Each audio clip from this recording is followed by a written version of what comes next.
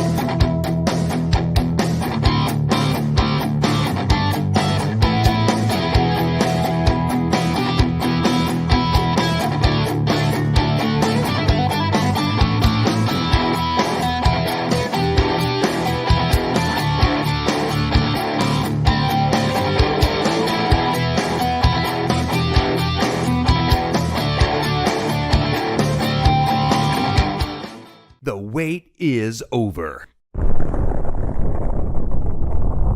Let's get this thing started. Go!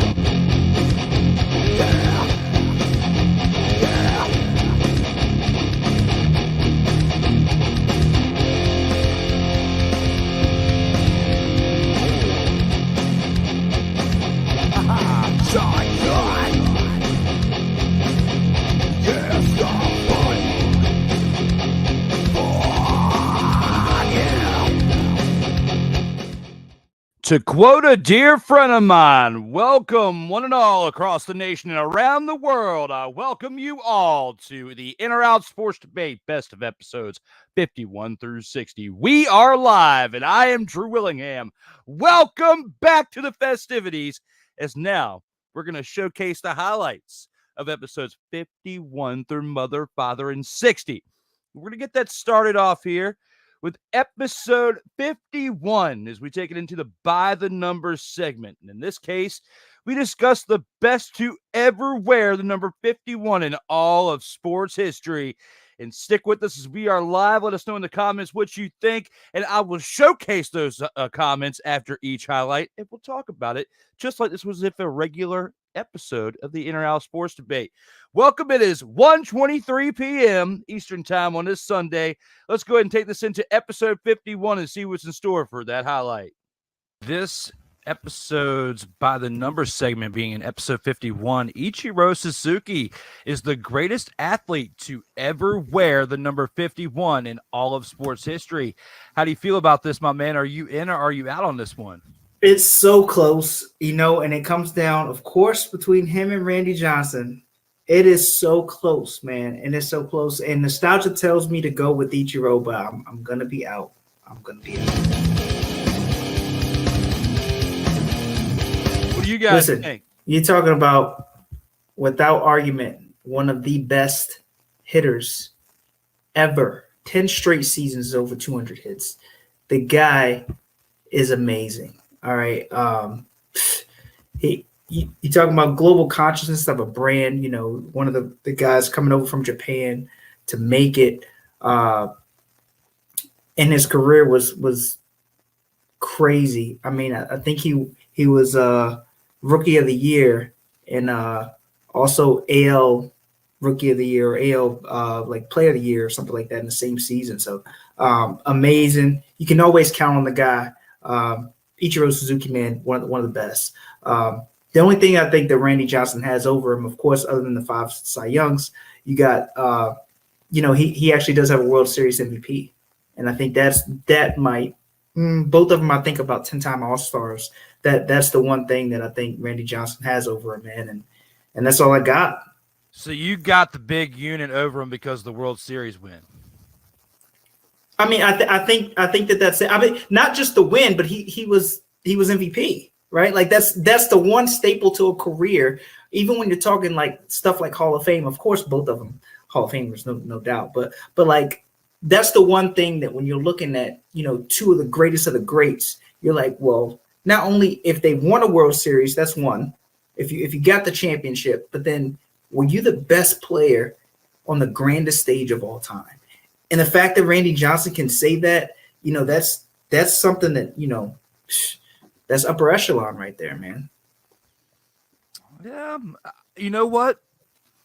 I'm conflicted. I agree with you on being out on this for Ichiro Suzuki. So let's just go ahead and get that out the way. I'm out. All right.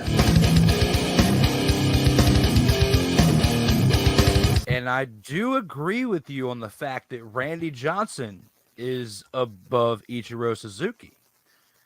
However, I disagree with who is number one at 51 and who is number one at 51, in my opinion. What you got? All sports. And even though I forgot to, and I put this wrong, I have it at 50. I forgot to change that one in there. The one I have is Dick Butkus, man.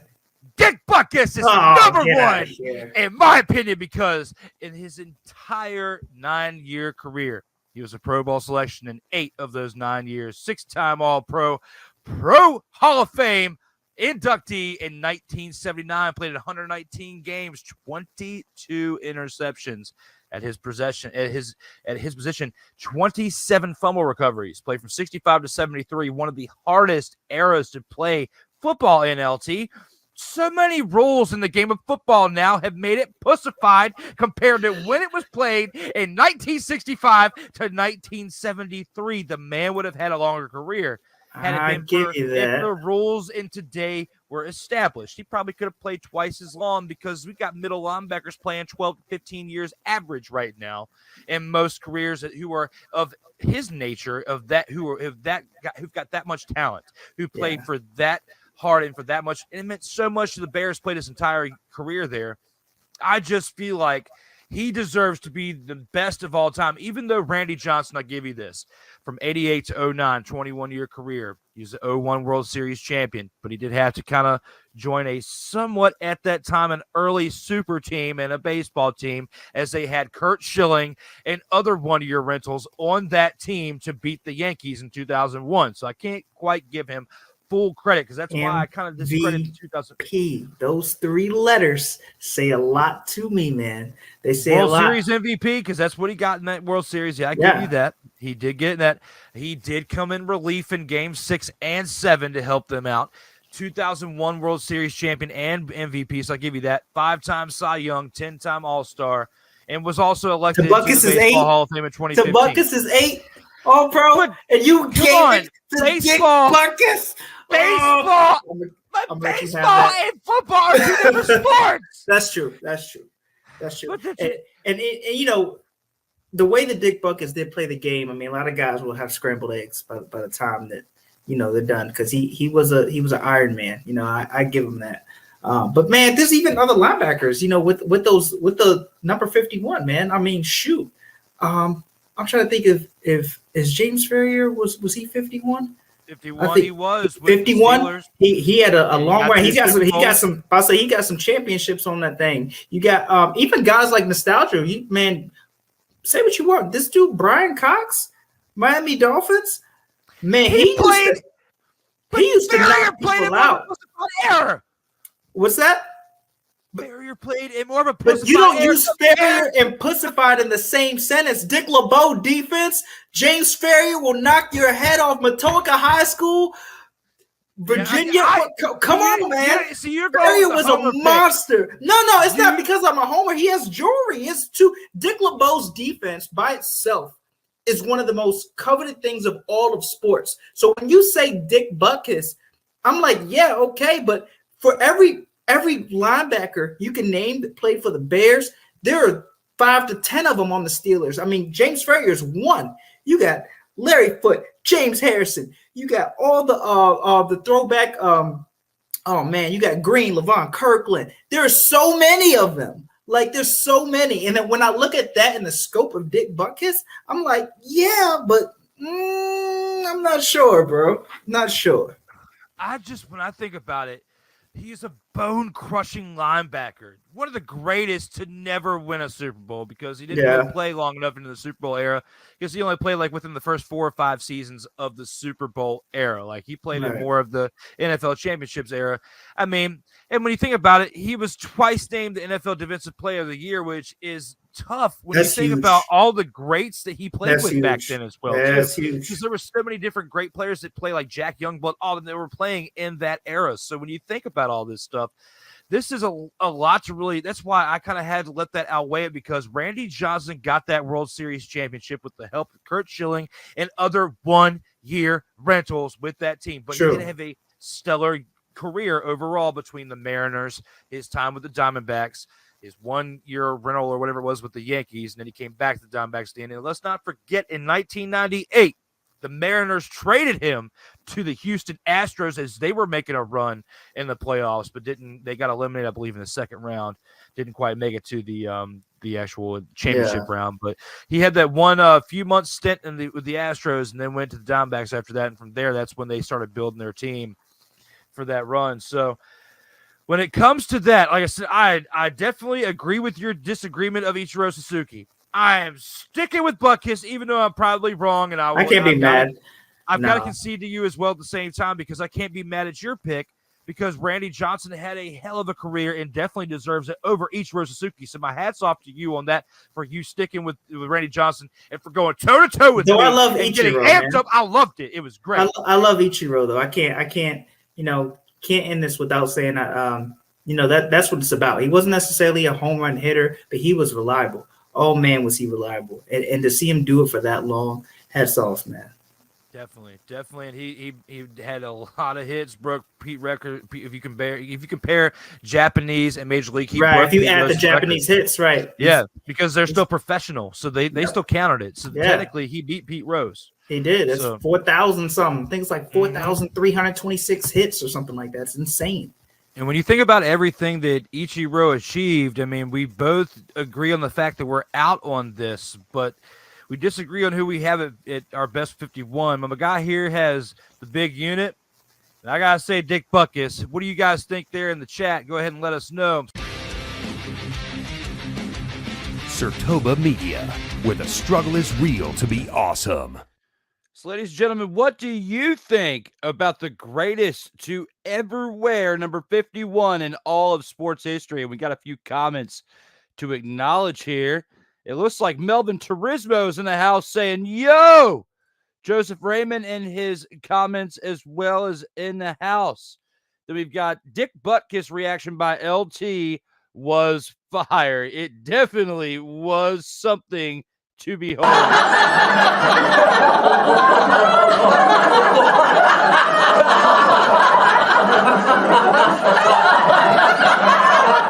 Oh! Yeah! Absolutely. Thank you, Melvin, for joining us today on this Sunday afternoon. It is currently 1:33 p.m. Eastern Time. Ichiro was a great, he says. He definitely was a great out here on the baseball field.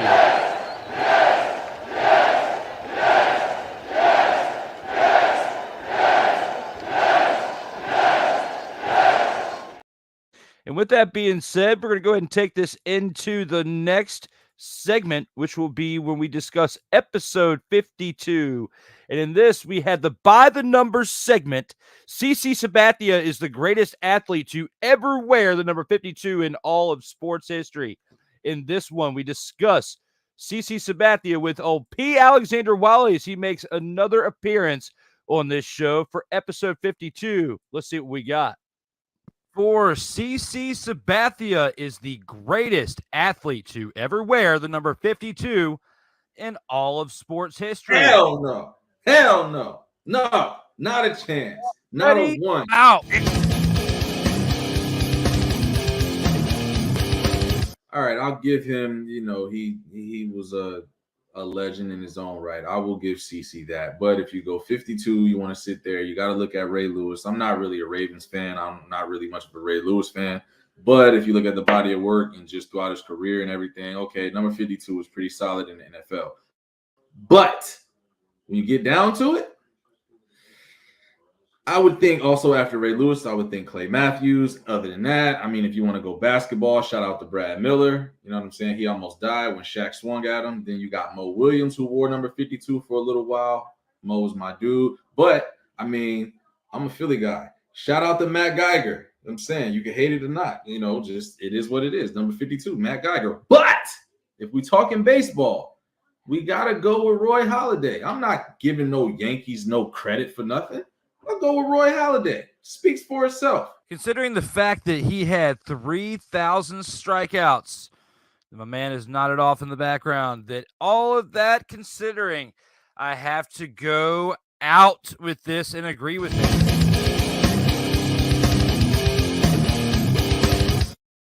And with all that being said, I actually have to agree with what Wally had to say. I've got to go with Ray Lewis. And with Ray Lewis as the pick, Ray Lewis is a two-time Super Bowl champion. When it comes to CC Sabathia, he only has that one World Series victory. And he also was a two-time MLB wins leader in 09 and 10. ALCS MVP the year they won the World Series, and a 2007 Cy Young Award winner. But when you compare Ray Lewis's career, he's a 7-time first-team All-Pro, 2-time NFL Defensive Player of the Year, which is really tough to achieve, a Super Bowl champion as well, 2-time Super Bowl champion, but he was also the Super Bowl MVP the first go-around. He's part of the Baltimore Ravens Ring of Honor, part of the NFL 100th anniversary team, and the NFL 2000s All-Decade team. That's a lot of achievements that this guy has pulled off in that time frame. With that being said, I have to give it up to Wally for this one, for a good choice for the best athlete to be 52, and I have to agree with that. That's why I'm sticking with that with this. I will say in Sabathia's defense, longevity wise, as far as what he accomplished, definitely solid, like a great career. He played for the wrong team, in my opinion. I think that video package, that montage, was absolutely absurd for that amount of time. So you must not really be a Braves fan. But anyway,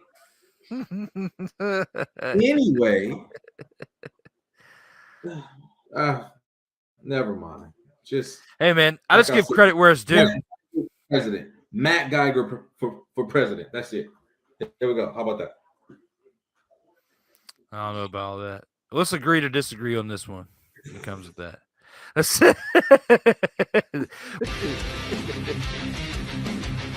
You guys think? Media, where the struggle is real to be awesome. So the best to ever wear 52, we discussed that. He's got old Matt Geiger. We got old CC Sabathia right here on the board. Let's see what you guys think here in the comments. First of all, shout out to Stream Elements here for subscribe now and never miss out on new content here on YouTube. Followed by Melvin Turismo saying, Wally is too much of a homer for Philly. And if Wally were to watch this right now, he'd probably be saying this. Yippee-ki-yay, motherfucker. Oh! Yeah! Absolutely. Thank you guys for the comments here so far in this special edition as we celebrate episodes 51 through 60. We've gone through 51 and 52. Let's go ahead and take this into episode 53 now for that highlight. As we discuss, Artis Gilmore is the greatest athlete to ever wear the number 53 in all of sports history. And in this one, we got a pretty decent argument with Joseph and myself. Let's see what we got in store for 53. Number segment, this one for episode 53, we got Artis Gilmore is the greatest athlete to ever wear the number 53 in all of sports history. How do you feel about this one, Joey? Are you in or are you out on this one? I do love me some hoops and I do love me some Artis Gilmore, but I am out.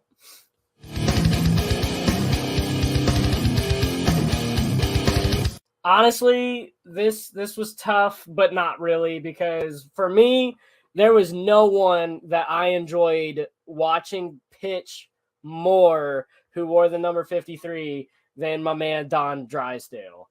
With a career WAR of 67.1 and a career ERA of 2.95, he is genuinely one of the best pitchers to ever grace the mound. He was inducted into the Baseball Hall of Fame in 1984 and played for the Dodgers his entire career. And you know how I feel about team loyalty and sticking with one team your entire career. I know it's hard and I know it's a business, but I do love it when players do that. It doesn't happen nearly enough anymore. But yeah, I'm going to have to go with Don Drysdale. You know, Joey, we actually agree and disagree on this one, but I'm going to go ahead and get started. I'm going to say I'm out on this as well. You know, you bring a very, very good argument with that. And normally with someone like Don Drysdale, it's tough for me to actually go against that. But I'm going to leave you up here while I argue this one, because the one that I have to actually say is my reason that I disagree with this topic is Harry Carson of the New York Giants, Super Bowl champion, two-time first team All-Pro in 81 and 84, four-time second team All-Pro in 78, 82, 85, and 86, a nine-time Pro Bowler from 78, 79, and 81 through 87. He was on the all-rookie team, and he is in the New York Giants Ring of Honor with 19 sacks, 11 interceptions, 14 fumble recoveries, defensive touchdowns of at least one, and he played in 173 games. When you think about all that, Don Drysdale was huge to the Dodgers, like you said. He was on the same team, but so was Harry Carson, so I have to still keep the tip of the nod to him because he was with the same team his entire career. Drysdale has 3 World Series championships, does have a Cy Young Award, was big in baseball. However, I feel like for what Harry Carson did in the sport that he played in with football, with this when it comes to the number, and for an arguing factor, I have to give it to Harry Carson. No, I mean, you make a very valid point. I mean, I had kind of forgotten about him. And I don't know why. I mean, he's such a great football player, and he played at a time when, like, I mean, football was rough back then. So, I mean, yeah, that's a great argument. I still like Don Drysdale, but I mean, again, I hella prefer baseball over any other sport. But yeah, I mean, which is funny because I'm wearing a hockey jersey today. But yeah, I mean, I love your pick. I don't have any arguments against that at all. And I don't want to take anything away from old Artis, okay? Because he had a lengthy career from 1971 to 1989. He played a long career, but he did play in multiple leagues between the ABA and the NBA, and some freelance leagues and stuff. But, you know, between his career with the Bulls and the Spurs and the Celtics, he was a 6-time NBA All-Star. He was the All-Star Game MVP in 74. He was ABA champion in 75 and the MVP. So Gilmore definitely left his mark on the game. You know, he left his mark there, but Drysdale and Carson are definitely above him on this one.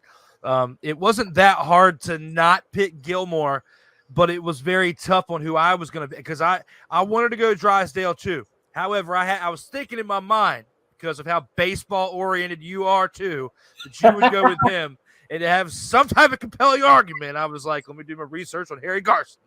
I was the same way. I was like, I don't know that I can give it to Artis Gilmore, but at the same time, who else do I give it to? Because there's so many good players that wore 53. It's a relatively common number for some reason. It's weird how numbers work out like that. How like some numbers like you wear and like, or like some players, like you'll have like 80 players who wear one number. And then you'll have other numbers who, like, you know, the one of the other podcasts we did where there was only like 3 options. Like it's tough. So this is always one of my favorite segments because I have to like actually do like a lot of research and find, you know, someone who, you know, really fits that bill. And we definitely did a good one with this one with 53. It was tough, but we definitely made it happen. Surtoba Media, where the struggle is real to be awesome. So, guys, what do you think about that for the best to ever wear number 53 in all of sports history? Let's see what you have to say here in the comments. And, oh, no, we have a sighting. Ike doesn't give a fuck is in the house, says he is here. Let's go, he says. Harry Carson, Johnny's brother, ? Come on there, Ike. What? Absolutely. What are you talking about? What? I mean, when I look at your comment here and I see Harry Carson, Johnny's brother, sports to late night talk show host, are you absolutely motherfather and kidding me? What? You need to get motherfather responsible for your own actions, and I'm holding you accountable right now, Ike. What? Even Sammy is getting upset with all these whats. Say what again? Say what again? Let's cool it out here, Ike. Thank you for joining us. Glad to have you here in the chat. Again, subscribe now and never miss out on new content. Not new comment. Let's try that again. Subscribe now and never miss out on new comment. I said it again. Wow. Subscribe now and never miss out on new content. Third time was a charm. Thank you, Stream Elements, for dishing those out here in the comments. Melvin Turismo says, oh crap, here comes Ike. Yes, definitely got it right there, Melvin. When it comes to, we've got an absolute dumpster fire on our hands with Ike in the hands now.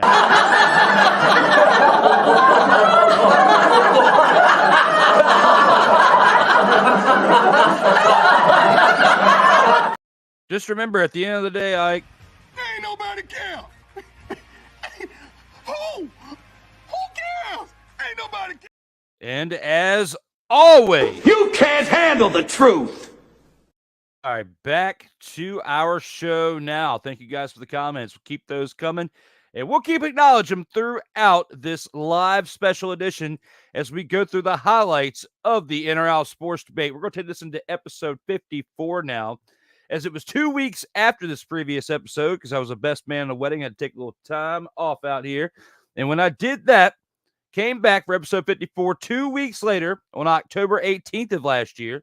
And in this one, we discussed the best athlete to ever wear the number 54 in all of sports history. Was it Dante Hightower? Was it someone else? We let you know here in this clip. Round 4 with the By the Numbers segment. Dante Hightower is the greatest athlete to ever wear the number 54 in all of sports history. How do you feel about this one, Joey? Are you in or are you out on this one? As much as I love Dante Hightower, I am out.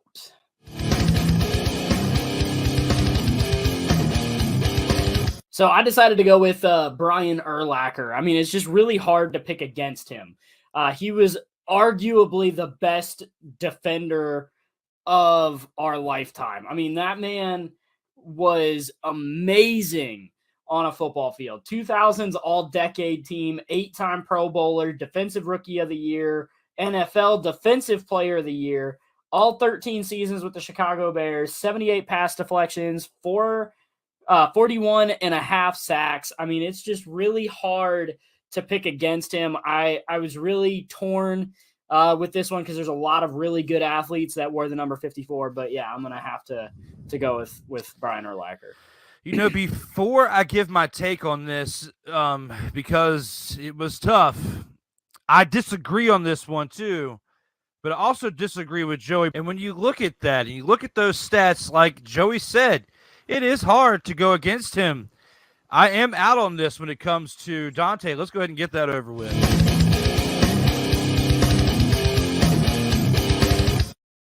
But I'm going to leave Joey up here while I defend this one because we disagree with each other. And I'm going to give my reason of why I disagree with him. Number 54, in my opinion, the best one that I got to go with is Goose Gossage, a man with a long, storied career as a pitcher. Pitched for 23 seasons from 1972 to 1994 when he retired as a member of the Seattle Mariners. And had the coolest mustache in baseball. Absolutely. Started out with the White Sox in 1972, was there for 5 years and went to the Pittsburgh Pirates. Then went to the Yankees where he became a World Series champion, and that's why I have to give it to him over Brian Urlacher because Urlacher did carry the Bears to that Super Bowl where they lost to Peyton Manning and the Colts in 2006. However, got to give it to Gossage because even though he was on a Hall of Fame team with everybody else that was with him on the Yankees back in 1978, he was a huge part of that, and he also has 310 saves. He's in the 300 save category, as well as 100 and almost 125. He was at 124 victories, but had 1,500 strikeouts. So for a man to pitch for as long as he did, get to 1,500 strikeouts, over 300 saves, and to have a World Series victory, I have to give it to him as the best at number 54, and didn't really have much Goose Gossage highlights for me to really pick from on a short basis. So that's why I went with Urlacher. I had a feeling that Joey was going to go with Urlacher for the best number 54. because Hightower at 30 years old, in my opinion, hasn't played long enough. And even though he's had a great career with the Patriots, he was part of the system. Let's don't even get that twisted. It's not Dante Hightower. It's the reason they got those last couple Super Bowls in New England. He was there for that. He was a part of it. He was a big part of the defense. But let's stick with the man at the center of our graphic on the screen right here. TB12, huge central part to those 6, especially the last 3 in New England. The kicker was a big part of the first 3, but he was a big part of the last 3 in New England. Oh, absolutely. No, and I was really torn between giving it to Goose and giving it to Brian Urlacher. I at the end of the day, I don't know why I was leaning more towards Brian Urlacher. I guess mainly, I guess just because he played such a physical brand of football and he was just so entertaining to watch. I guess that kind of drew me towards him more than Goose. But also, what a great name! Yeah. Shout out to Goose on my baseball team, my dog baseball team. We got a guy named Goose, but he's nowhere close to the category of this guy that we're talking about when it comes to Major League Baseball. So totally different category. Still a great person, but at the same time, not what we're talking about here. But the greatest to wear number 54, in my opinion, is Goose. What do you think, fans? Go ahead and let us know in the comments. Do you think it's Dante Hightower as far as the statement? Do you think it's Brian Urlacher from what Joey says, or do you think it is the man with one of the coolest nicknames, and that is Goose Gossage? Let us know. Surtoba Media, where the struggle is real to be awesome. So what do you guys think here when it comes to the best to ever wear the number 54 in all of sports history? Was it Dante Hightower? Do you have someone else in mind? Let us know here in the comments. As we move forward, we do have one. Of course, it's just Stream Elements saying, subscribe now and never miss out on new content. Got it right that time. There we go. Let's take this into the next segment. And when it comes to that, we've got episode 55, and this was 1 week following the previous episode. Dikembe Mutumbo is the greatest athlete to ever wear the number 55 in all of sports history.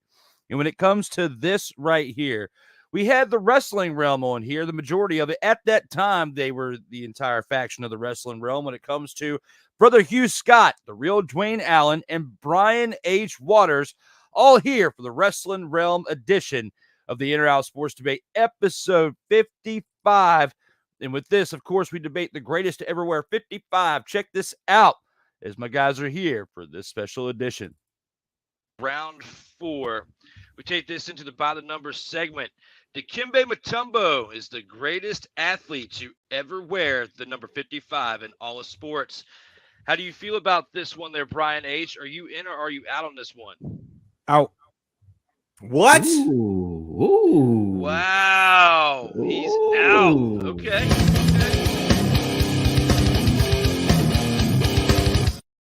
I need to hear this one. I wanna hear love what he has to say. Dikembe Mutumbo. But There was a legend What's his from name? San Diego. Well, he Talk played about for the it. San Diego Chargers, and his name was Junior Seau. say out. I knew you were gonna say that. I knew First you of were all, gonna say out. first when I remember, like when you go to the book fair and you get the books, Mhm. they taught. That's why I learned how to pronounce his name through them. Right. Like, them Take it back to the 90s. Shout out yeah, to man. Classic Book Fairs. Scholastic Right. Book Fair. But yeah, I mean, just like one of the greatest outside linebackers of all time. And you know, and this was hard because I really wanted to pick Sizzle. I did. Yeah, of course. Nah, Sizzle can't be. But- Nah. But and then I thought about Derek Brooks. Mhm. And then I'm gonna tell you who else I thought about. A recent legend, Who's that? Tim Lincecum from the San Yes. Francisco Giants. He was. Yeah, I like tall yeah. pictures. He was one of my favorite guys. He was I nasty. I love tall I pictures. thought about Series Orr champ. Hershiser. Yeah. But I Yeah. had to go with Junior, man. Junior Seau, the legend. That's definitely a good pick right there. How do you feel about that one, Dwayne? Are you agreeing with him on that? Are you out on this, but with a different person? Or are you in on Mutumbo? Man, listen to me. I don't disagree with Brian a lot, but on this one, I do. I'm in on the Dikembe Mutumbo. Listen to me. I understand the argument for Junior Seau. I understand. I mean, there's no arguing what he was able to do as far as his stats. But when you look at the individual stats in the success of Dikembe Mutumbo, when you just look at and you just line up the stats, I'm like, man, he just did more in the span of time that he had.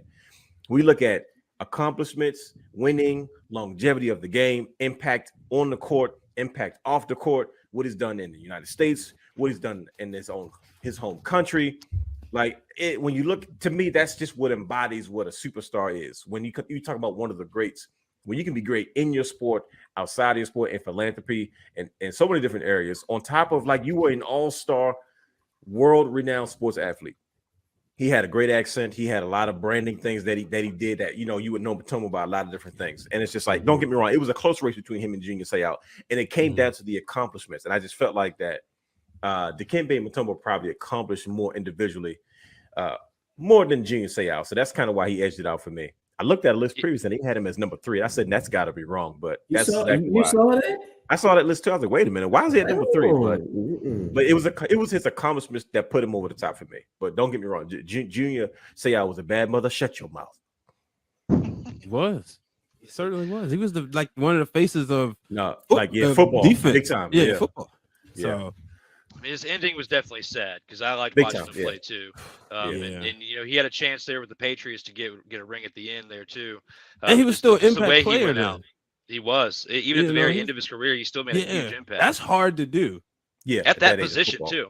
Yep. So in that era, and how it was, the game of football is pussified now compared to what it was. So when you put it all into perspective, he played in a much harder era for him to be able to do what he did at a later stage in his career.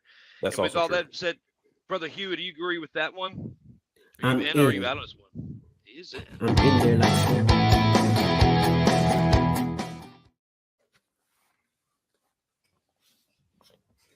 man.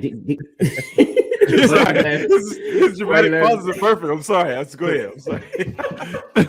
I know it's gonna be something serious when he said, but it's like I'm just waiting. He's like, man, he makes us all wait. It's like, this is perfect. Go ahead. Hey, no, for all the reasons you said, that cross appeal, that's what did it for me. Yeah, yeah. That cross appeal. Plus, the man speaks like 332 languages. Very intelligent, brother. Like, he's just amazing. Yeah. And the finger wag. No, come on, that's classic. That's a classic. No. Right. So I mean, he has his jersey retired by at least 2 teams. Hall of Fame player. Yep. Man, the stats, the endless stats. Most of them defense. And he's just a crazy talent, and you can't do better than that. Well, actually, you can. Ken Griffey Shaq Jr. owned him in the finals, though.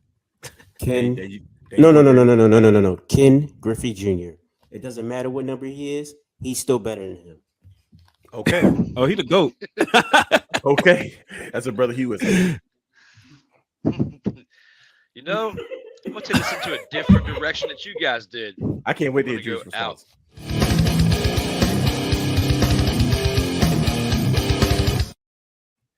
I'm curious, Drew. There's a name that you guys didn't even mention that I'm surprised you didn't. T Sizzle, man. I'm giving it to T Sizzle as the best to wear 55. 2-time Super Bowl champion with the Ravens. I'm surprised you guys didn't pick on T Sizzle. I wanted to. I saw the stats and I was like, nah. I wanted to, but I was like, You don't line up.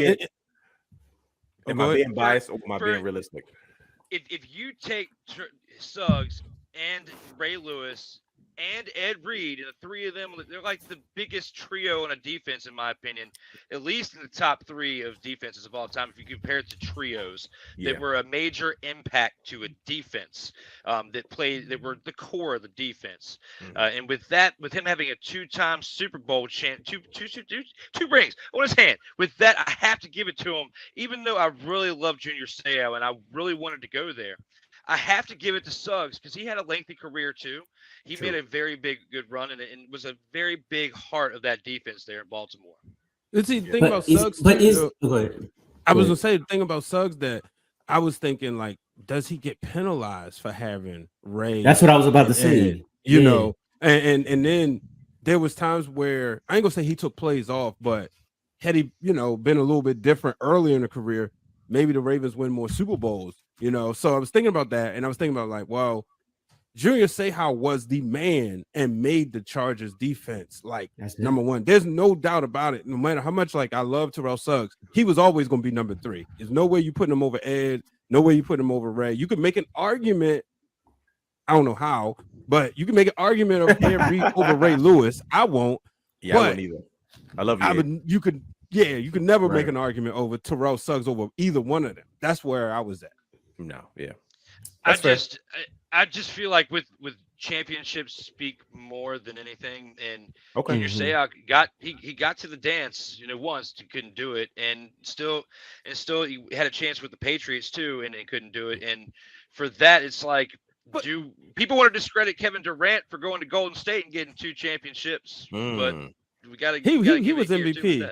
Suggs was sitting on the bench. Well, he came in the game a little bit. Now, granted, they did leave maybe 2 or 3 on the table, and I would say they probably left more on the table than the Chargers did. You being generous? You saying 2 or 3? Right? Yeah, that's generous. His rookie year, 06, and then definitely 2011, and you can make a case for 08. So 2, 3, or 4, but he did get that one. That was my biggest fear too. That trio would never get one championship together. Yeah, I know.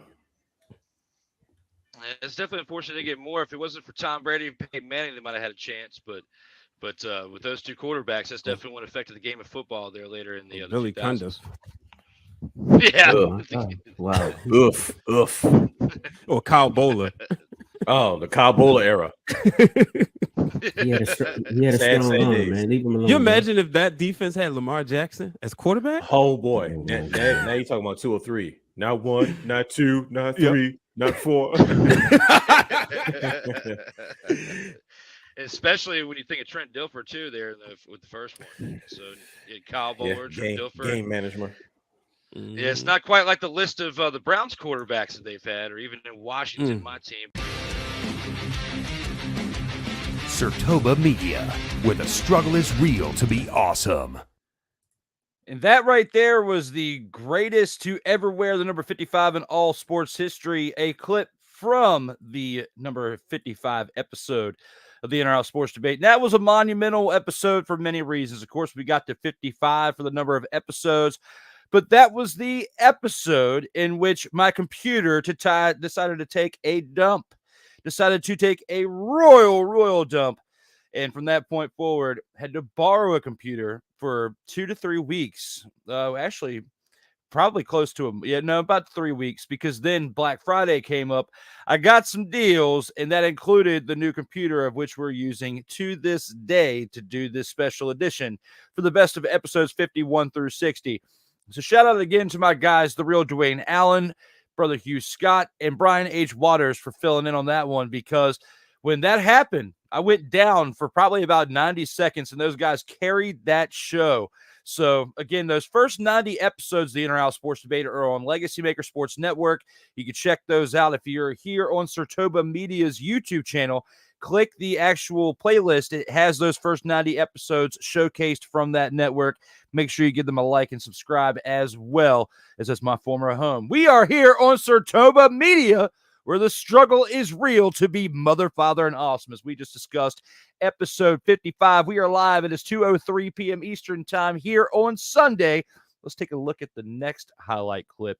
And that is going to be Lawrence Taylor is the greatest athlete to ever wear the number 56 in all of sports history. When it comes to the greatest athlete to ever wear 56, let us know here in the comments if you agree with what we have to say here, because there's going to be a little bit of argument here when it comes to the greatest to wear 56. With number 56, Lawrence Taylor is the greatest athlete to ever wear the number 56 in all of sports. How do you feel about this one, Rob? Do you agree with this one? Are you in or are you out on this one? Is Floyd Mayweather undefeated? Absolutely. So I'm in. Lawrence Taylor went to a high school known as Lafayette High School, a team that I cover against New Kent because I covered that I'll cover that locally. This guy, Lawrence Taylor, all-time one of the great linebackers we've ever seen. I know people want to compare him to Michael Parsons. Michael Parsons has a long way to go before he ever becomes Lawrence Taylor. This guy won an MVP. This guy was a terror on the field, sometimes off the field, but we won't get to that today. Yeah, What can I say? He's the best 56 of all time. I can't. There's not much I can say. It's one of these topics where you can't. What can you really say? What can you really say? He's had one of the the biggest highlights of it was one of the worst things to happen to certain people in their career when it comes to Theismann. But he's also been a major impact there, winning 2 Super Bowls as part of a big defense for the Giants. So with that, 2 Super Bowls. So with that, I've got to go ahead and agree with this one. I'm in on this as well. When you look at everything as a whole, Lawrence Taylor spent his entirety of his career with the New York Giants. From 1981 to 1993, like I said, he was a 2-time Super Bowl champion. He was the most valuable player in 1986, a 3-time NFL Defensive Player of the Year in 81, 82, and 86. Pretty much dominated the 80s at his position at outside linebacker. An 8-time first-team All-Pro. He was the NFL Defensive Rookie of the Year in his rookie year in 81, 2-time second team as well in 87 and 90. But a 10-time Pro Bowler, 10 straight Pro Bowler in those 10 Pro Bowls as well, between 81 to 90. So at a position that is very taxing on the body, and it's only been easier to have a lengthier career in some of these positions, especially at linebacker. He spent 13 years with the Giants and doing the things that he did at that position. So very, very beneficial to the game of football. Changed the game in many ways and how it's played. His personal life and things outside of the game were definitely scrutinized. But when it came to football, he was always dialed in from start to finish of his career. And that's why I feel like you have to give it to him, because the next person that would only come close as far as the best to wear 56 was Sergei Zubov of the NHL. And when it comes to him, he did have a decent career, playing from 1988 to 2010. It's a long time. It's 22 seasons or 23 seasons. But it's a pretty long career. However, when you look at and compare the two, there's more accolades in the 13 years that Lawrence Taylor did in his NFL career that overshadow what the previous in NHL did. So have to agree with you on that. Have to give it to Lawrence Taylor. And with that being said, we both agree here in round 4. Only mistake the Water Boy made was not giving him number 56. If that had been the case, Bob Boucher would have been the greatest 56 of all time. He's got like 1,000 sacks. You talking about with stuff like this?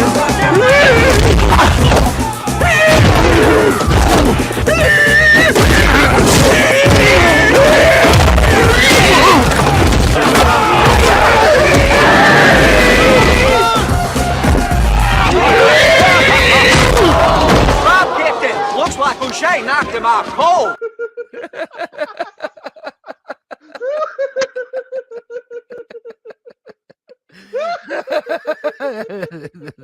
I don't think that could have been any better in timing. That was spot on, and my finger was right there. I was like, it went about this and click. Yeah. Hey, Drew. I love school. I love football. And I'm going to do it because it makes me feel good. Mama, I like to go see Vicky Valicourt because it makes me show me boobies. Next time I can't do this no more. Oh, my God. That was great. Surtoba Media, where the struggle is real to be awesome. What do you guys think about that when it comes to the greatest to ever wear the number 56 in all of sports history? Was it LT? Do you have someone else in mind? Let us know here in the comments, as Melvin is back with the original LT was a beast. He absolutely was. And when you think about that clip from the Water Boy, it's definitely a monumental clip when it comes to that tackle. It was something else when he did that. And he also comes back with, it was sad that he took a dark turn for a while afterwards. Yes, definitely was sad, but he overcame it, and he's still doing okay to this day. So good job on him. But when it comes to the greatest to wear 56, let us know here in the comments throughout watching this show if you believe that LT was the greatest to wear 56 in all of sports history. We're going to move this into episode 57. Hit this to November 1st, 2022. And when we come to episode 57, we discuss the greatest to ever wear the number 57 in all of sports history. And for this one, in this particular topic, we have Tom Jackson was the greatest to ever wear the number 57 in all of sports history, and we debate it. Let us know here in the comments if you agree or disagree with what our thoughts are.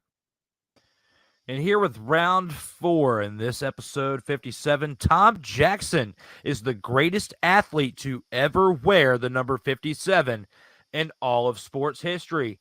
How do you feel about this one, Joey? Are you in or are you out on this one? So I'm not gonna lie, I actually had to do some research on Tom Jackson. That was an interesting poll. No disrespect to the man, he's a good player, but I am out.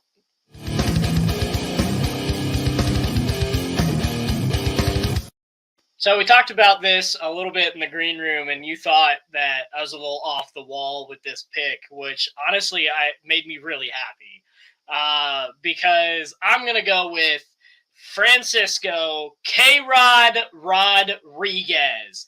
In his rookie season, Rodriguez tied Randy Johnson for the record for the most victories in a single postseason, recording 5 wins en route to the Angels winning the World Series. My man's has a ring. Not only that, Rodriguez holds the major league record for saves in a single season with 62 in 2008. He's a 3-time league leader in saves, 2005, 2006, and 2008, and a 6-time All-Star. Rodriguez is also one of only 6 major league pitchers to accumulate a total of 400 or more saves in his baseball career.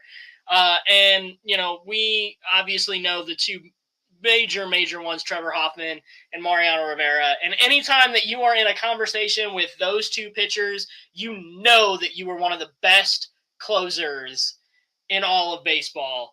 And that, sir, is why I go with Francisco K-Rod Rodriguez. You know, Joey, discussing that in the green room, you came here with a very, very compelling argument. And the way I'm already responding to this, you can definitely tell I'm going to disagree. I do not agree with this sentiment in round 4. Before I even acknowledge that, we should encourage the history of educating you of who Tom Jackson is, since you didn't know. So that would be great, because I legitimately had no idea. Tom Jackson's career, he spent from 1977 to 1986, retired right before I was born, that 1986 season, because I was born in 87 in January, so right before I was born, he retired. Was an All-Pro in 1977, a 2-time second-team All-Pro in 78 and 79 in those 2 years following.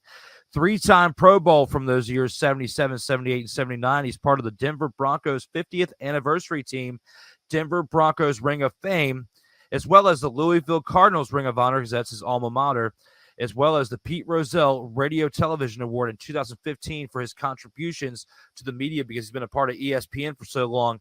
Most people, when you say Tom Jackson of the NFL, you think of ESPN and NFL Countdown, the shows within ESPN for the hardcore fans within the NFL.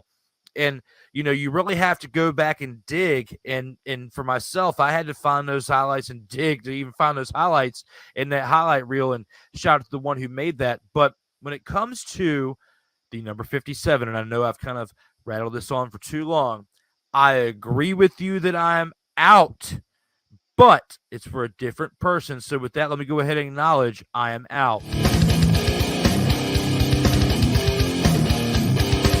You know, we just took a couple minutes and we covered Tom Jackson and who he was and how he even came to comparison to be even mentioned as the greatest athlete for us to be debated on. I feel like the highlight video we just saw does a little bit of justice to at least showing the hard-nosed era of football, as things have become a little bit more pacified, I will say, to be a little bit more appropriate. It's been a little bit more pacified here for sports in general when it comes to the NFL especially, but he played in a harder era from 77 to 86, a 10-year career that was definitely one of the hardest eras to play in, and went to a couple Super Bowl appearances with John Elway. Just it was during that time frame where they lost when they went, until he went in the 90s and won.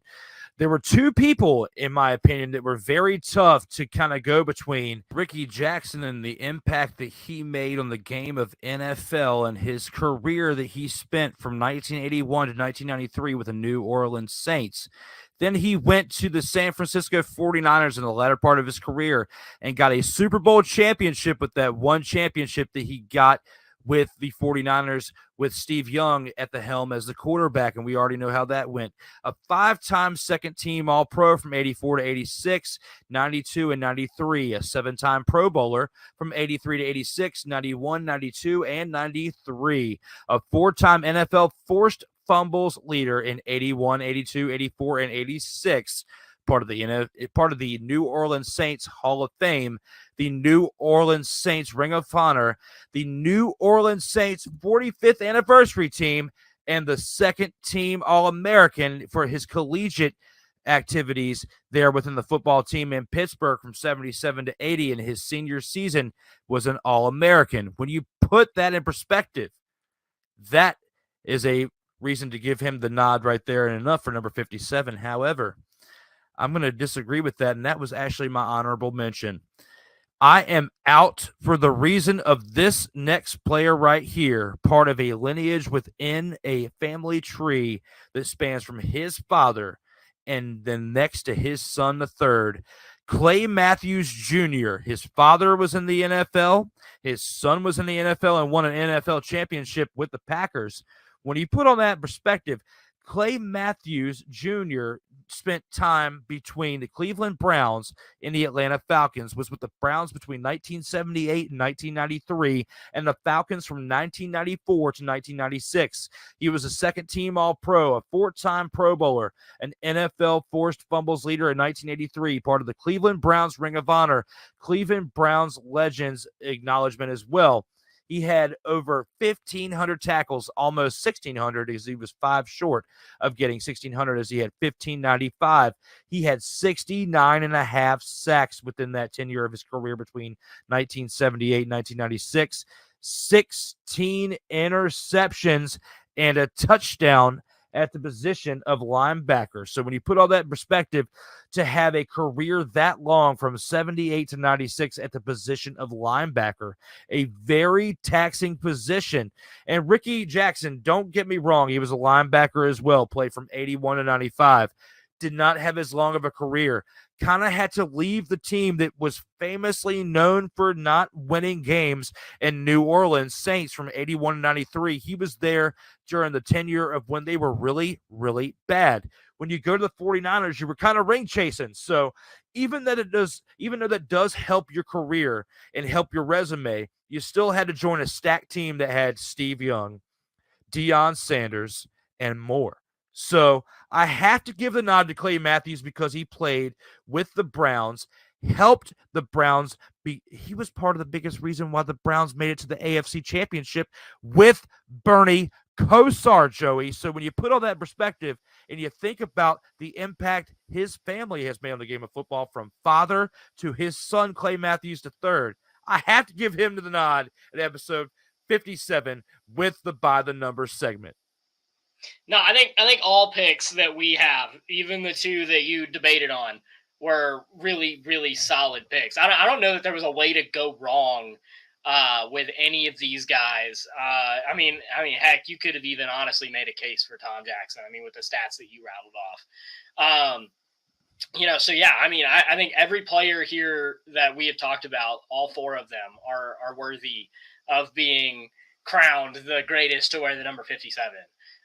So that, I mean, it's, yeah, I mean, that's going to be, that's a hard one to pick, honestly. I mean, if you draw all four of them, you could make an argument.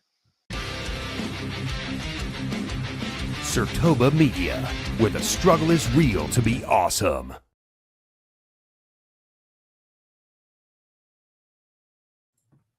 So what do you guys think when it comes to the greatest to wear number 57 in all of sports history? Do you believe that it was the mammoth and legend Tom Jackson who played with the Denver Broncos?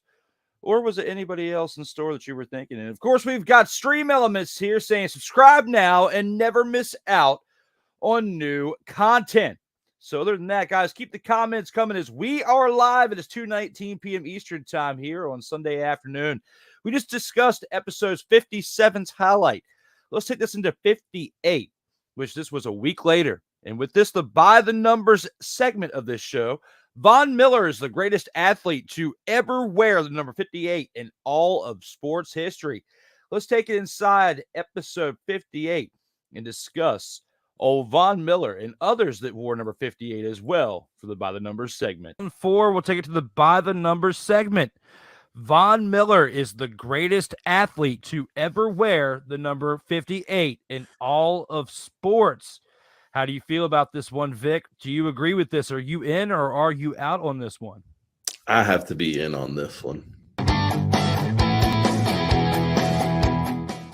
And the reason why I got to be in is simply a lot of other football players that are on that list of possible the greatest to wear that number. I wasn't around for. Come on, I'm 25. I didn't get to watch him play. But there is one thing. There was a couple of Alfonso Soriano, but that's a technicality. Come on, everybody remembers him being 12 with the Cubs. There's Bob Gibson, and Chris Letang was my close second. I will say he's an honorable mention. Chris Letang for the Pittsburgh Penguins. He's still getting it, still doing it.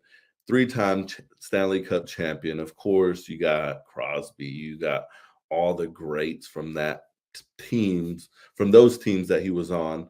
But he just didn't have that individual awards in the NHL. Did as a junior, but not in the NHL. And I got to give it to Von Miller. He has the individual achievements along with the Super Bowls.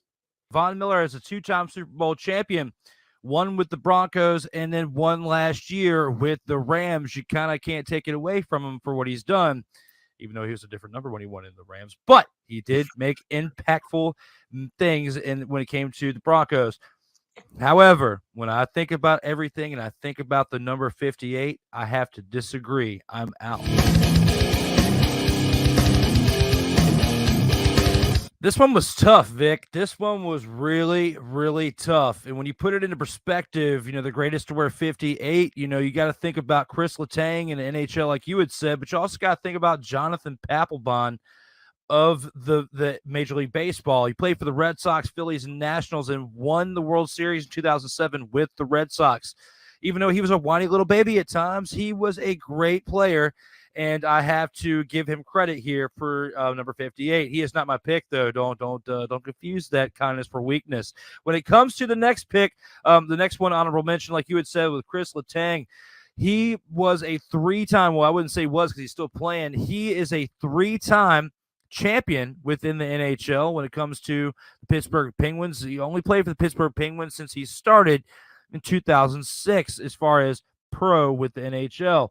When it comes to his 3-time championships, I mean, he kind of is a little bit of soiled when it comes to Sidney Crosby and stuff like that, in my opinion. But when we look at the number 58 as a whole, Vic, I got to give it to Jack Lambert, 4-time Super Bowl champion. I know you say it was before our time, but me as a historian, when it comes to sports, and especially for this show, the In or Out Sports Debate, by the numbers, have to give it to the 4-time Super Bowl champion, Jack Lambert, the middle linebacker, number 58, who played 13 seasons in the NFL, all for the Pittsburgh Steelers, champions 4 times in the 70s. So when you look at that, you got to think, you got to put it in perspective, fans. What do you think? Do you agree? Is it Von Miller the best to wear 58? Or is it Jack Lambert? When you look at the best to wear 58, do you agree with me with Jack Lambert, or do you agree with Vic's pick with Von Miller? Let us know here in the comments. Sertoba Media, where the struggle is real to be awesome. And, that was a great episode there. That was Victor Herrera's first time here on the In or Out Sports Debate. And I hope to get him on here again because he hasn't been on here since. And that could be more so my fault than anything else. But I do need to reach out to him and get that man back on here. Had a great time with him here for episode 58 on November 8th of last year. Wow, time really flies now that we are almost through August of the following year. So we've gone through episodes 51 and 50. Well, episodes 51 through 58. And we've got a few comments. It looks like Ike is back in the house and says, like a little baby sometimes. Yeah, I did kind of throw that in there about Jonathan Papelbon because, of course, those of you who follow baseball have noticed that at times he can act like a little baby sometimes. So, and Ike with the laughing emojis. definitely thought that some things I was saying were pretty hilarious, and says that this segment is fire. Well, thank you, Ike. Have a blast each and every episode. Each and every episode is like the first one. I get the same feeling each and every time, and that's when I know that I've got something special, at least to me, where I have fun with other people. And if it catches fire at some point, others watch it on other sources as well. That's great and all, but if it entertains one person, then I did my job. Even this special edition, if it entertains one person outside of whoever's participating, whether it's myself or guest appearances by other panelists, if it entertains one person outside of that core, then I am all happy with it. And then, of course, I'd like to entertain more, but the numbers will come in time. I just love having fun out here, and the fun showcases it all out here in these streets. But thank you, Ike. Ike, with actual real talk out here and not spitting some wildness. I appreciate you, Ike, as we've gone through episodes 51 through 58. We've got 2 more episodes to cover, and 1 week later, as we're in November now of last year, and I know throughout July and August and September a little bit, I was doing double debate Tuesdays and double debate Mondays. And that one time we covered on the last edition where I did a triple debate day where I had 3 episodes in one day. At this point throughout the edition, you'll see that I start slowing down a little bit as a result of some other things and work schedules and just having to have a core balance. But 1 episode a week, we were still rocking and rolling with this show, and we take it into episode 59 now. And with this, we discussed the greatest athlete to ever wear the number 59 in all of sports history here on November 15th of last year. London Fletcher, the greatest athlete to ever wear 59. Let us know here in the comments if you agree with this statement right here, if you are in or out on the fact that London Fletcher is the greatest to ever wear 59. Fletcher is the greatest athlete to ever wear the number 59 in all of sports history. How do you feel about this one, Joey? When you think about the greatest of numbers, and we do this on all of our episodes, the greatest to wear 59, are you in or out on London Fletcher? I feel like I should do that thing that all the football players do, since it's mostly a football podcast, where they like hold their hand up and they're like 4, fourth quarter. Anyways, I am out.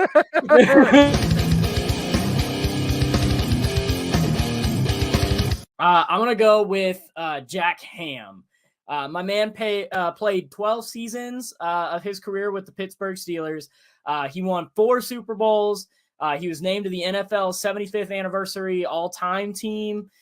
6 times first team All-Pro, 2 times second team All-Pro, 8 times he was a Pro Bowler, 1970s All-Decade team, Pittsburgh Steelers Hall of Honor and all-time team. Consensus All-American in 1970. He's got so many accolades, it's ridiculous. My man's fully deserves to be considered the greatest to wear number 59 in all of sports history. I mean, that the list just goes on forever. Yeah, I mean, Jack Ham was definitely a great player, and I've got some honorable mentions in there that I'll name here in a second. But as much as I like London Fletcher, I have to agree with Joey on this one. I'm out on this as well. So when I put all this in the whole, and when it comes to honorable mentions that I've got to mention for this number 59, I got to start with one person we'll be talking about. So I'm going to pause it real quick. One thing you've probably noticed throughout watching this special edition is that I've been having glitchy issues throughout some of these episodes. And a part of that was when I was talking about episode 55 earlier in the edition with the Wrestling Realm cast. My computer crashed. I was using an iPad with an adapter for my microphone hooked up to it, an iPad to do probably 5 episodes throughout this edition. So that's probably why there's some choppiness and things aren't as fluid. But you'll see better clarity here once we get to the Black Friday sale and the computer gets upgraded here towards the end. Not of this episode, but very shortly. In the next round, and that's Coach Ron Rivera, who wore number 59 for the Chicago Bears back in the day. when he was a player on that 1985 Super Bowl winning Chicago Bears team, that he was there for 9 seasons as a player for his linebacking career. Wasn't like, a star MVP or anything, but he definitely made a difference on that defense, a great defense there in the 80s. Might have been fueled by some other things, but he actually made it through. I think he did it clean. So I got to give Ron Rivera props to that. I do have London Fletcher at number 2, though. London Fletcher is a Super Bowl champion for what most people forget. He was a part of that 1998 Rams team that won a Super Bowl. So I have to give him credit there, but I'm not going to give him the best to ever wear 59 as a result of that. He is a 2-time second-team All-Pro in 2011, 2012, towards the end of his career there with the Washington. Redskins is formerly known as, I will not say, so we do not get censored. He did start with the St. Louis Rams in 1998 to 2001, played with the Buffalo Bills from 2002 to 2006, and finished with the formerly known as Redskins in 2007 to 2013. Then he leaves, and he's made a mark on the outside as well with his philanthropy. I'm so full of shit. But I have to give it to the number 1 person who wore number 59, and that is in agreement with Joey Raymond of Jack Ham.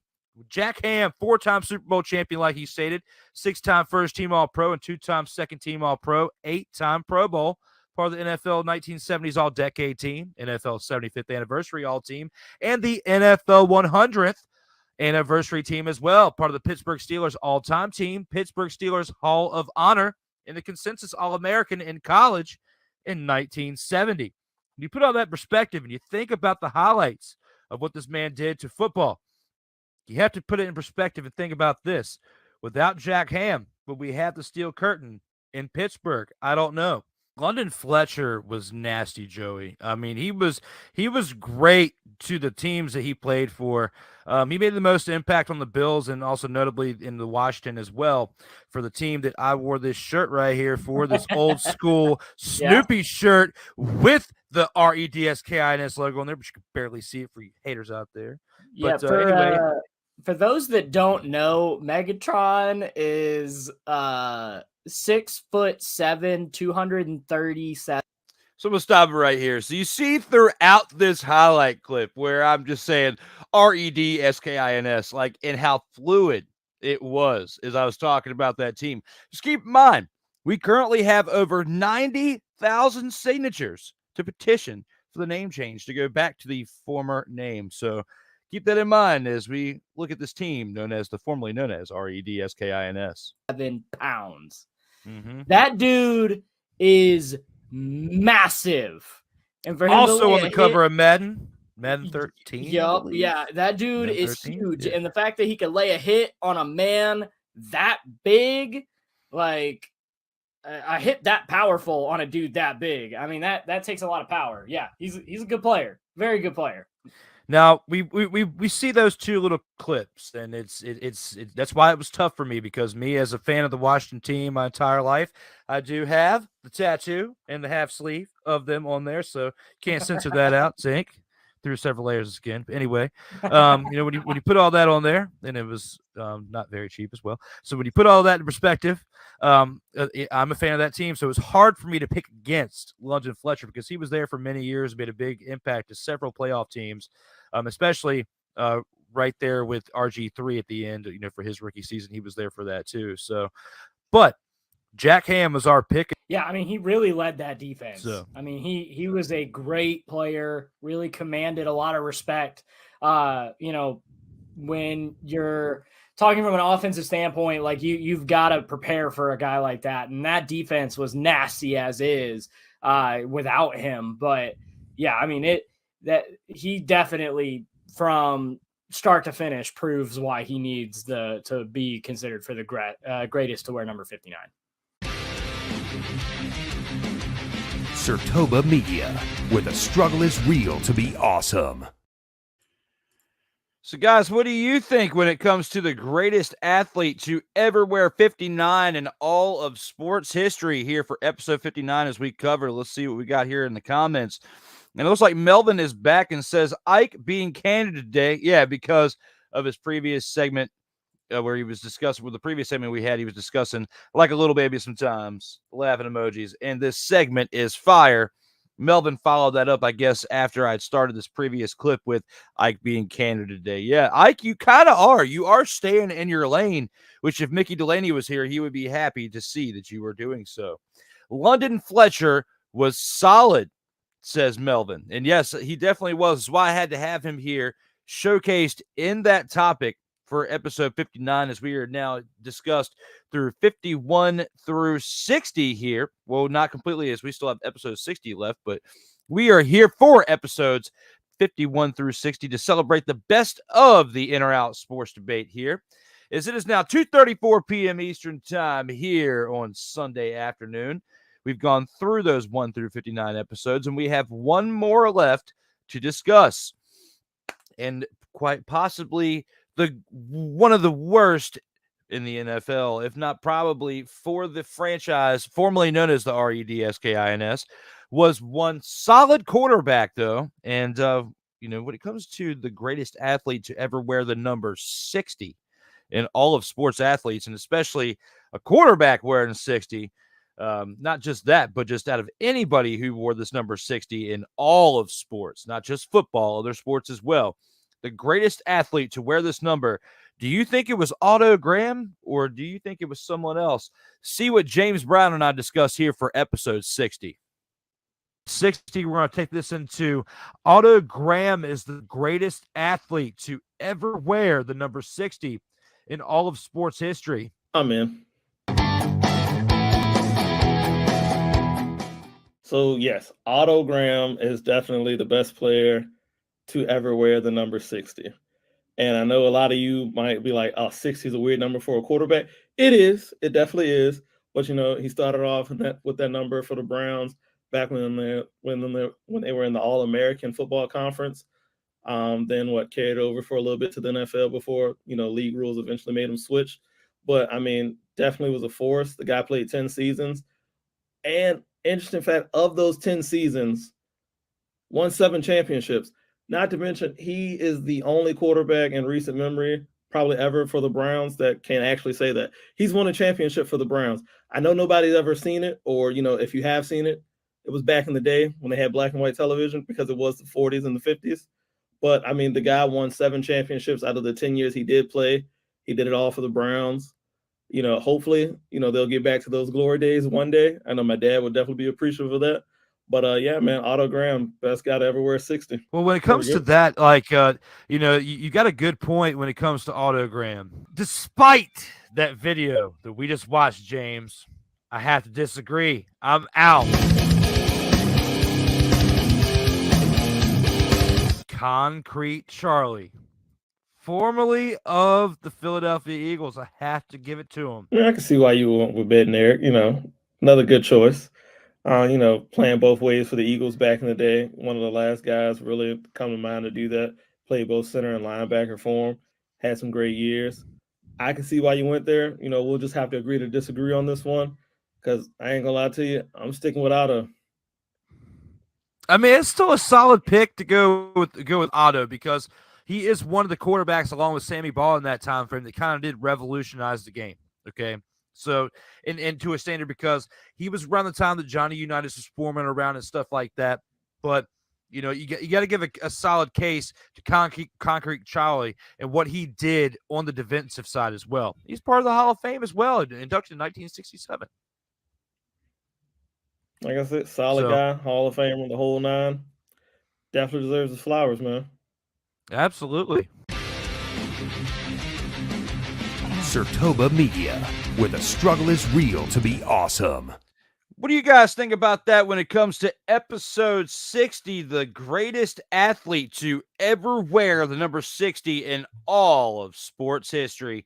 And when it comes to that, we have a little bit more traffic when it comes to the comments for this. And thank you guys for commenting here. It looks like Ike and Melvin are back at it again, as they are classically getting into it during our episodes that we have that have gotten us to 100 episodes, if you check out the comments throughout that show. And it looks like we have Otto Graham was the worst quarterback and best head coach in the history of DC sports teams, formerly a bad name, Drew. Wow.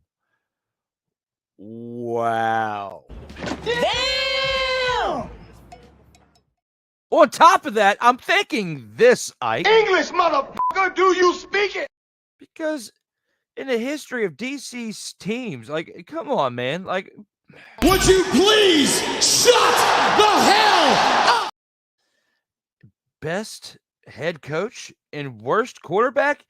You've got that backwards, man. When it comes to, like, typing this stuff out, you absolutely have to be. You're fired.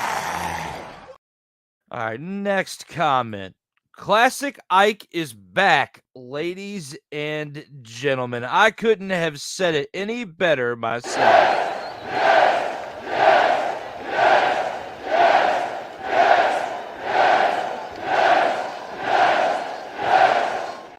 Thank you for having my back, Melvin. When it comes to Ike, you should know your role and shut your mouth. All right, back to Ike says, I love Otto. He was a legend. You know, liar. Liar. He was a legend as a quarterback, but not as a head coach. Probably one of the worst head coaches of all time. He was That's terrible. He was absolutely terrible. Now, acknowledge me. Come on, guys. When it comes to this topic, and Ike, you are outlandish with some of these comments you say. Even Melvin says, what in the fuck? You know, F-O-K, what are you talking about out here in these streets there, Ike? And even Melvin says, get that crap out of here. I couldn't disagree with you when it comes to anything, because when it comes to this situation for Ike, stay off the weed. Absolutely. When it comes to that, what? And so much more, what? Sammy is getting upset with this situation. Say what again? Say what again? Guys, when it comes to this channel, Sartoba Media, please subscribe now and never miss out on new content. We've gone through 60 episodes here when it comes to celebrating our road to 100. As we hit 100 a couple weeks ago, we are now doing the best of series. We've gone through from episode 1 and how we created this show to now episode 60. Stay tuned, as in the coming days, we will be celebrating more best of episodes as we get all the way on up to 100 to celebrate where we're at currently at this day. But before we get on out of here, there's, as the end of every single episode when it comes to the Inner Out Sports Debate, we have to have a final word. And with that being said, I'm going to go ahead and take us there as we discuss the final word of this episode edition.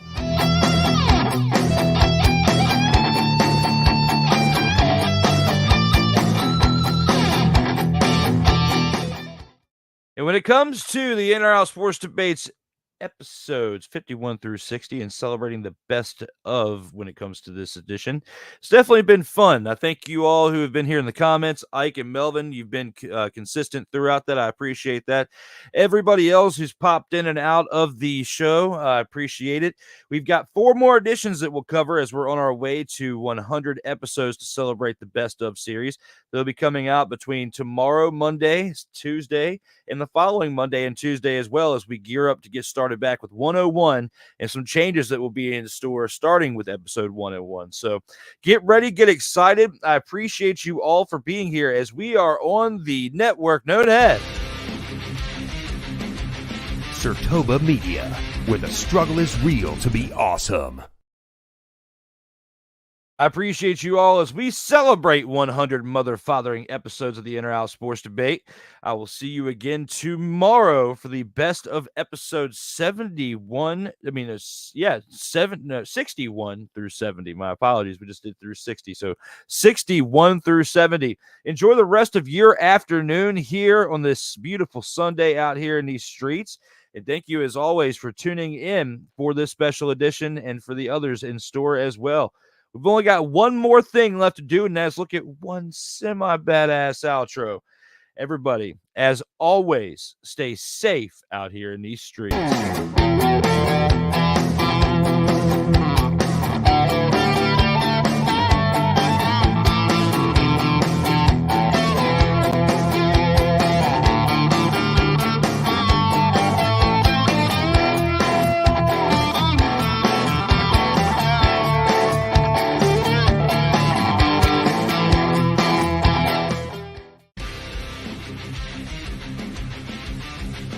Surtoba Media, where the struggle is real to be awesome.